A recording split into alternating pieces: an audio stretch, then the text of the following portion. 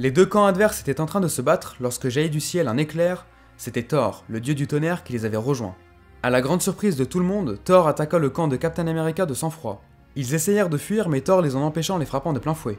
De leur côté, Iron Man, qui avait l'avantage, dit à Captain America de se rendre avant qu'il n'aille trop loin, mais Captain lui dit qu'il ne se laisserait pas se faire battre. Iron Man n'eut pas le choix d'activer une fréquence sonore tellement puissante qu'il mit à terre toute personne à proximité. L'équipe de Iron Man étant immunisée grâce au gadget de Tony, l'équipe de Captain America était à terre. Captain essaya de lutter. Iron Man tendit la main pour lui porter un dernier coup, mais Hercule surgit et fit littéralement tout péter en frappant Iron Man, ce qui mit fin aux fréquences sonores. Les deux camps reprirent le combat. Pendant que Hercule se battait avec Iron Man, le faucon sauva Captain America avant qu'il ne se fasse écraser. Goliath fit face à Thor. Un éclair jaillit de son marteau et transperça Goliath. Thor venait de le tuer. Il se préparait pour une deuxième décharge avant de l'envoyer sur le groupe tout entier de Captain America, mais Jane, qui était dans l'équipe de Iron Man, déclencha un champ de force pour les protéger et leur dit de fuir. Le groupe se téléportèrent. Spider-Man regarda autour de lui et se sentit mal. Monsieur Fantastique prononça à haute voix un code de désactivation et tout d'un coup, Thor était devenu inerte.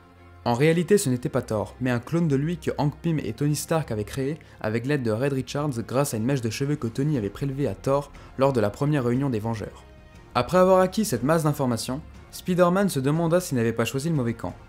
L'enterrement de Goliath eut lieu. Malgré le fait qu'il soit du côté de Captain America, c'est Tony qui avait financé son enterrement, qui était revenu beaucoup trop cher pour la famille due à la taille de Goliath.